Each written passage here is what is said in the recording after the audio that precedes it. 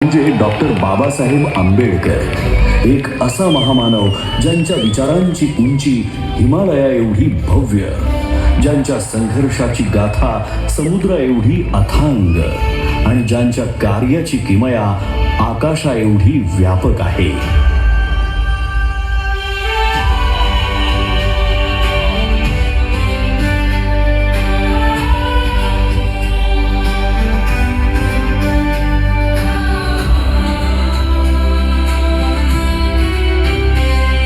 संविधानाच्या प्रत्येक ओळीतून उलगडणारी डॉक्टर बाबासाहेब आंबेडकर यांची दूरदृष्टी ही केवळ कायद्यांच्या चौकटीपुरती मर्यादित नाही, तर ती एका आदर्श समाज रचनेची जिवंत प्रतिमा आहे.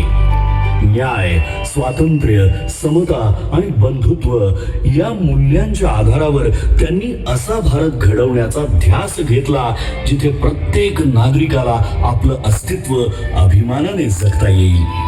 त्यांनी केवळ संविधानाची रचना केली नाही, तर एक असा भारत निर्माण केला जो प्रगत, न्यायप्रिय आणि समताधिष्ठित असेल आणि जिथे आधुनिक भारताची बीजे पेरली जातील.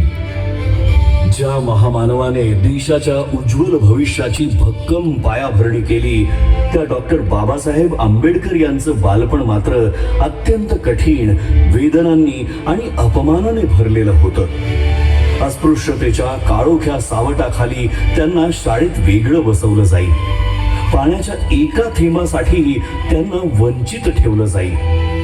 परंतु या सगळ्या अन्यायाच्या जखमांमध्येही त्यांच्या अंतःकरणात परिवर्तनाची तेजस्वी ज्वाला धगधगत होती.